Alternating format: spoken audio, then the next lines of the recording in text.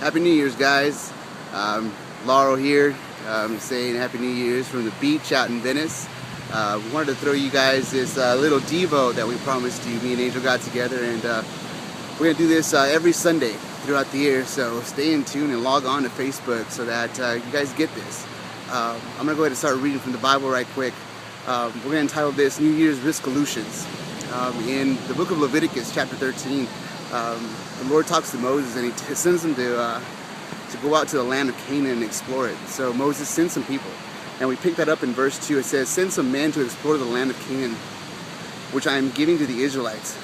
From each ancestral tribe, send one of its leaders." So at the Lord's command, Moses sent them out from the land of Haran. All of them were leaders of the Israelites.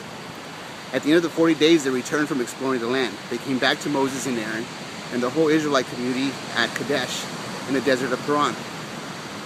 There they reported to the whole assembly and showed them the fruit of the land. They gave Moses this account: "We went into the land to which you sent us, and it does flow with milk and honey. Here is the fruit. But the people who live there are powerful, and the cities are fortified and very large. And we saw descendants of Anak there." But the men who had gone up with them said, "We cannot attack those people. They are stronger than we are." And they spread among the Israelites a bad report about the land they had explored. They said, "The land we explored devours those living in it. All the people we saw there are of great size. We saw Nephilim there, the descendants of Anak. And we seemed like grasshoppers in their own eyes, and we looked the same to them." New Year's resolutions. Whoever invented them anyways? For most people, they are just another way to make grand promises that they will not keep. Dear diary, this year I promise that I will journal every day, lose weight, get in shape, read my Bible and pray. Is that because we set our goals too high? Or could it be that we never really wanted to keep those promises in the first place?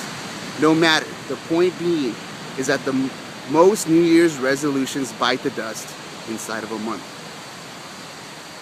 Now, the ancient Israelites had a New Year's opportunity of sorts. God opened the way for them to take possession of the promised land and make his name great in the world. A once-in-a-lifetime opportunity for this new start in a fresh land to grow in a godly nation. Unfortunately, Israel made a different resolution. That night, all the people of the community raised their voices and wept out loud. All the Israelites grumbled against Moses and Aaron and the whole assembly and said to them, "If we only had died in Egypt, or is this the desert? Why is the Lord bringing us to this land, only to let us fall by the sword? Our wives and children will be taken as plunder. Wouldn't it be better for us to go back to Egypt?" And they said to each other, "We should choose a leader and go back to Egypt."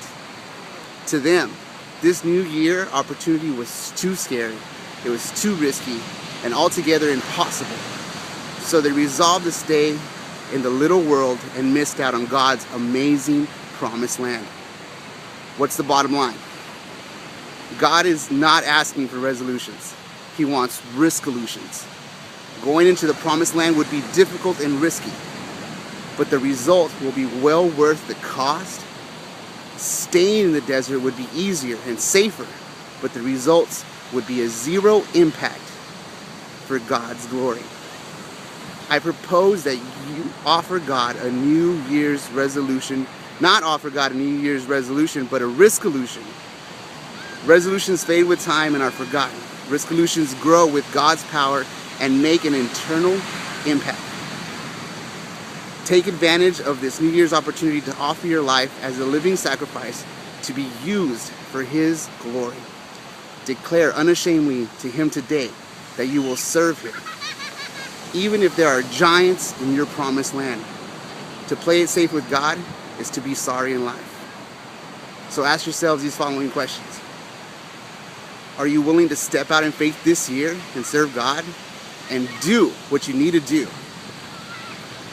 What are the giants in your land that make you afraid of stepping out in faith? What people in your life need to trust Christ? And what steps are you willing to take to help them? Are you willing to make a New Year's resolution and share the saving message of Christ with them?